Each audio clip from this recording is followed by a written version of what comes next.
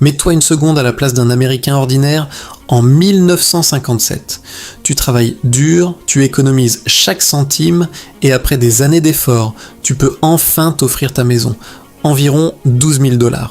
Et là, Cadillac arrive et te dit « On a construit une voiture qui coûte plus cher que ça. Pas une Rolls-Royce, pas une Bentley. Une voiture américaine, assemblée à la main, bourrée d'une technologie que le reste du monde n'atteindra pas avant des décennies. » C'est l'histoire de la Cadillac Eldorado Brougham 1957. Et si tu restes jusqu'à la fin, tu vas comprendre pourquoi cette machine n'aurait presque pas dû exister. Abonne-toi et laisse un commentaire, ça aide vraiment. Au milieu des années 1950, Cadillac portait un titre que personne dans l'industrie ne contestait sérieusement, la référence mondiale. Ce n'était pas de la modestie mal placée, c'était une réalité. Les chefs d'État, les stars d'Hollywood, les grands capitaines d'industrie, ils roulaient tous en Cadillac. La marque avait une réputation presque mythologique et elle entendait la garder. Puis Ford vint tout bousculer. La Lincoln Continental Mark II débarqua pour 1956 avec une élégance sobre, presque européenne, à 10 000 $. Un prix extravagant pour l'époque et une menace directe sur le sommet de la pyramide automobile américaine. La réponse de Cadillac ne fut pas mesurée. Plutôt que d'imiter la discrétion de la Continental, la marque fit le choix inverse, radical et assumé, construire quelque chose de si chargé en ambition technique, si agressivement luxueux, que personne ne pourrait jamais remettre en question qui régnait encore sur le haut de gamme américain. Ce quelque chose, c'était l'Eldorado Brougham. Le projet avait en réalité débuté bien plus tôt, en 1954, quand le légendaire directeur du design de GM, Harley Earl, commença à développer ce qui fut d'abord présenté comme une voiture de rêve lors des célèbres Motorama Shows de GM en 1954 et 1955. Le public en fut immédiatement captivé. Et plutôt que de laisser cette machine tourner sur un plateau tournant pour la seule admiration des foules, GM prit la décision de la construire vraiment. Commençons là où ça compte le plus, sous le capot. La Brougham 1957 était animée par le V8365 pouces cube de Cadillac, mais pas dans sa version standard. Ce moteur avait été spécialement préparé pour l'occasion, équipé de 2 carburateurs à 4 corps, sur un collecteur d'admission à écoulement optimisé. Résultat, 325 chevaux contre 300 pour le reste de la gamme Cadillac cette année-là. Mais le travail sur le moteur ne s'arrêtait pas au carburateur. Chaque V8 de Brougham était testé individuellement sur un banc d'essai en cabine insonorisée avant d'être monté sur un véhicule. Les techniciens écoutaient le moindre bruit suspect, le moindre claquement, la moindre vibration sortant des tolérances de prévues. Si le moteur ne passait pas le test, il ne montait pas dans une voiture. Ce niveau de contrôle qualité était pratiquement inconnu sur une automobile de série en 1957. La Brougham embarquait également l'un des premiers filtres à huile à circulation intégrale de la production automobile, ainsi que l'une des premières utilisations d'une pompe à carburant électrique logée dans le réservoir, qui poussait le carburant vers le moteur plutôt que de l'aspirer, évitant ainsi les problèmes de vaporisation par temps chaud. Il est utile de préciser que cette voiture pesait plus de 2400 kg, une masse sérieuse à mettre en mouvement, mais associée à la transmission automatique hydramatique, à 4 rapports de Cadillac et au couple généreux que produisait le 365, la Brougham s'arrachait paraît-il des feux rouges avec une autorité bien réelle. La puissance était transmise aux roues arrière via un rapport de pont de 3,36 pour 1, équilibre entre vivacité au départ et sérénité à haute vitesse, comme il convenait à un vaisseau amiral du luxe automobile. Et il vaut la peine de souligner que les ingénieurs avaient initialement prévu d'aller encore plus loin. Les premières propositions incluait une injection de carburant et une architecture à traction avant avec boîte pont. Les deux furent finalement abandonnés lorsque les coûts explosèrent au-delà de ce que même GM était prêt à absorber sur une voiture vitrine. Mais le simple fait que ces idées figuraient sur la table en 1957 dit tout de l'ambition qui animait ce projet. C'est ici que l'histoire devient réellement fascinante et aussi un peu compliquée. La Cadillac Eldorado Brougham 1957 fut la première voiture de production au monde équipée d'une suspension pneumatique entièrement automatique. Ce n'était pas simplement une nouvelle option, c'était une réinvention complète de la façon dont une voiture pouvait rouler. À la place des ressorts à bobines ou des lames conventionnelles, chaque coin de la Brougham utilisait un dôme en caoutchouc pressurisé, une chambre gonflée qui remplaçait intégralement le ressort traditionnel. Un compresseur électrique alimentait les 4 coins via un réservoir accumulateur.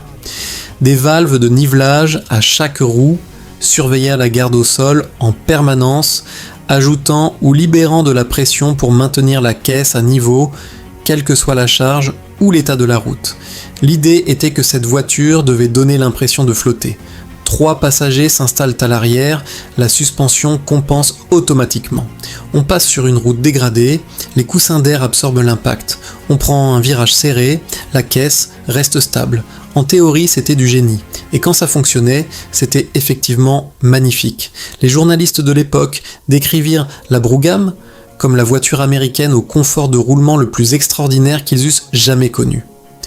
Le problème, c'était ce qui se passait quand ça ne fonctionnait pas.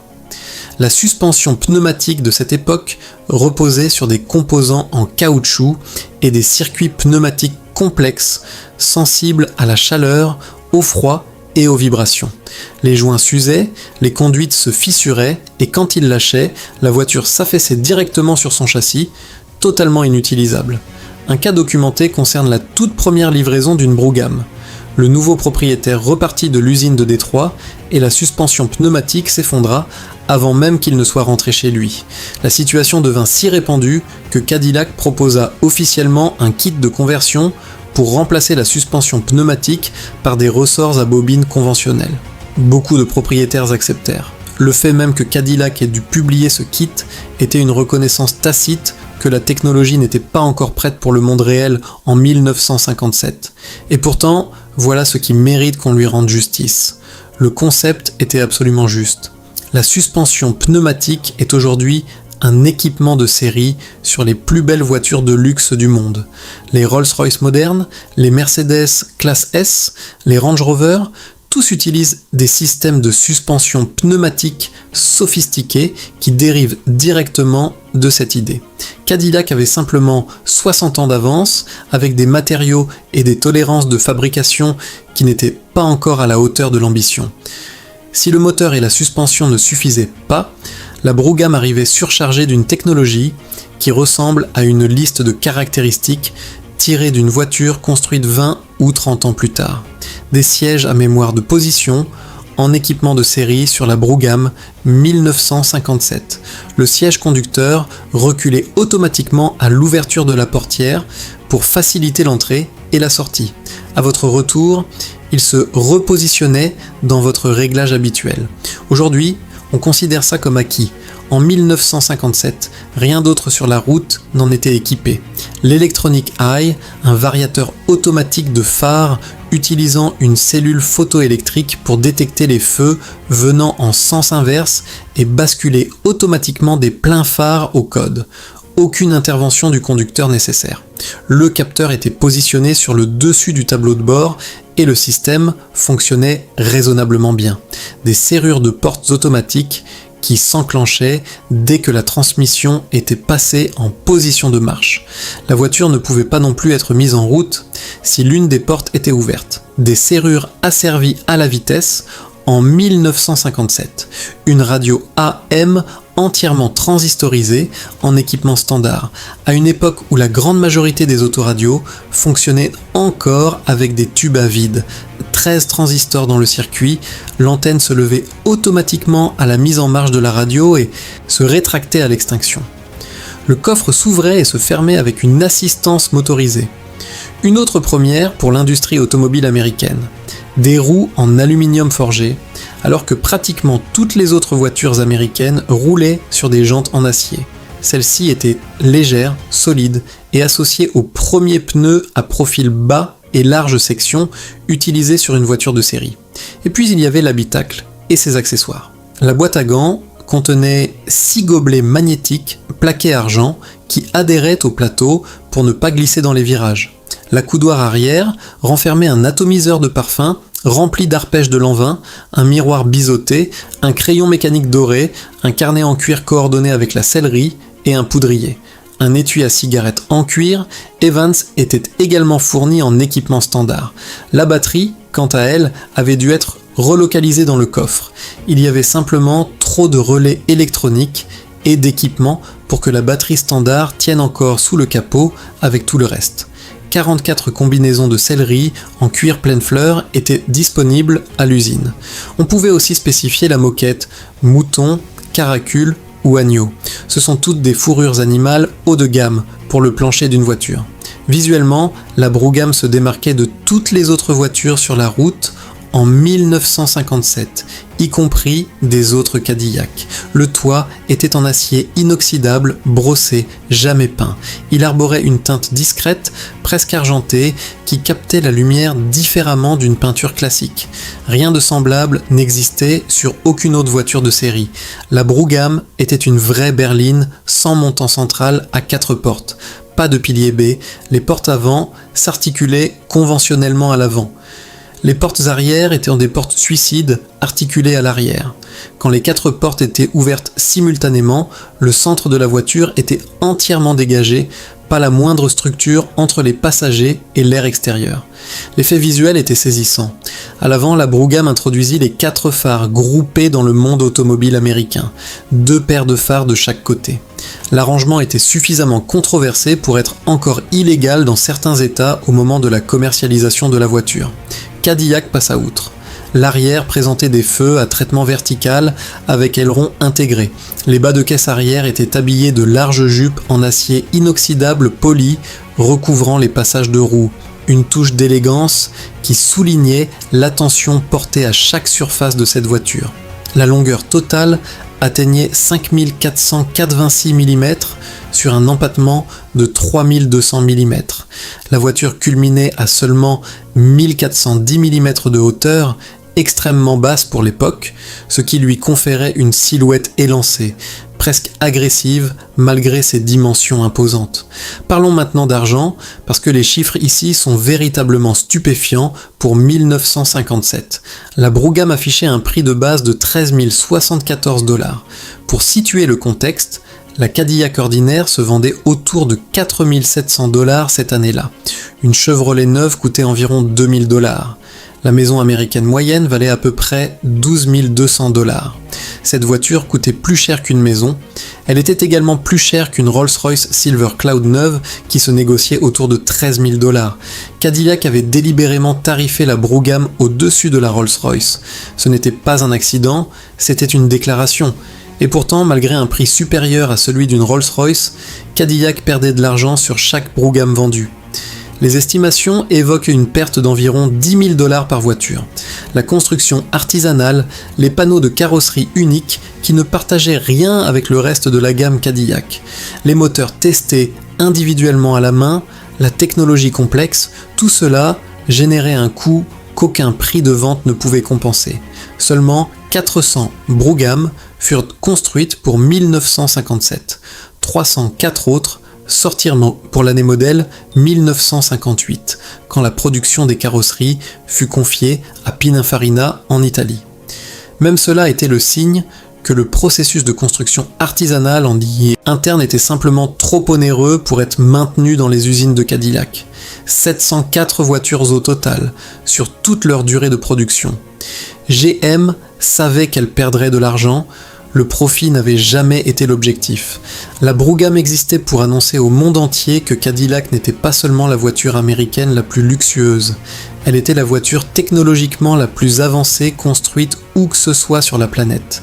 Si cela devait coûter quelques millions de dollars en pertes, soit, la valeur de marque générée par la réputation de la Brougham valait bien davantage.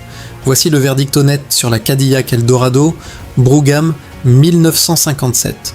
Une partie de ce que Cadillac installa sur cette voiture fonctionnait brillamment et était simplement en avance sur son temps.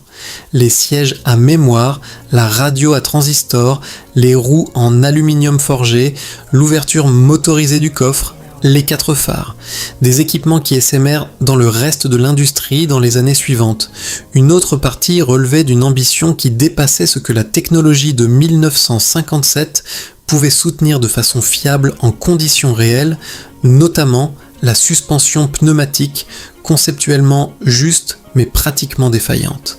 Et une autre partie encore, le vaporisateur de parfum, la moquette en fourrure, les 6 gobelets magnétiques à cocktail, eh bien, c'était de l'excès pour le plaisir de l'excès, ce qui était parfaitement approprié pour la voiture la plus chère d'Amérique en 1957.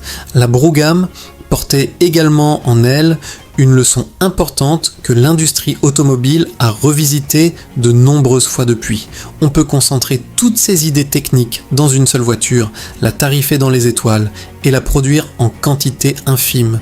Mais si la technologie n'est pas assez mature pour le monde réel, même l'acheteur le plus fortuné va finir par se retrouver frustré sur le bord de la route à côté de sa voiture à 13 000 $, à regarder l'air s'échapper lentement de sa suspension.